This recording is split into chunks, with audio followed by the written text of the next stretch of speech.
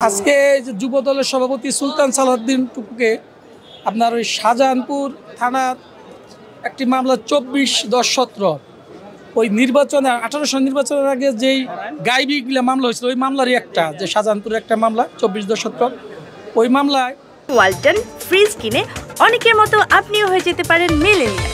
সেরা পণ্যের সেরা অফার।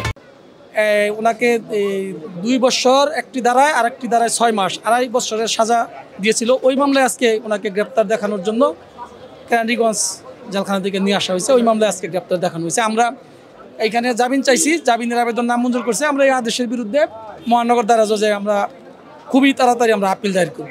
28 অক্টোবরের মামলায় উনি সমস্ত মামলায় মহামান্য হাইকোর্ট থেকে আগাম জামিন প্রাপ্ত হইয়া মহানগর দায়রা জজ থেকে সারেন্ডার দিয়া জামিনে আছে।